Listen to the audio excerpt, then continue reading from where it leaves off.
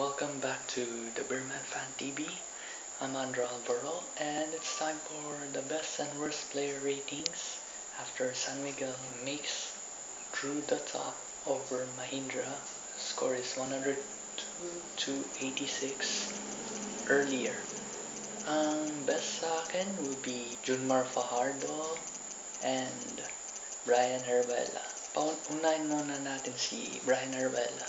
Brian Herbella kasi ay nakipagtulungan ang mga kapwa Cebuanon para may panalo yung game at nakascore siya ng little 3-point shots at hindi lang yan, magarbo at agresibo siya sa opensa sa tulong ng assist. Kaya malaking bagay para gamitin muli si Brian Herbella sa next substitution on the next game against NLEX.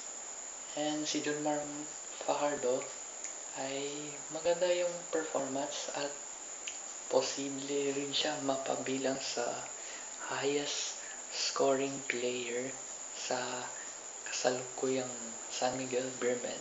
Score siya ng 35 points kumpara sa 27 points ng last game against Star. Kaya new conference high po siya, kaya malaking bagay para gamitin siya against NLEX next week.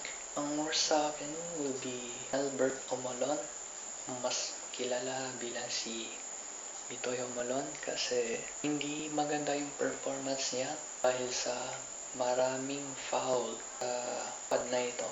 Kaya he should calm down and focus on defense, and he's need more effort in the next game against NLEX. So, kailangan ng konting practice para makontrol niya ang laro at iwas muna siya sa personal fouls niya in the next game against NLEX. So now, I'll put on the worst player, si Nelbert Omolon.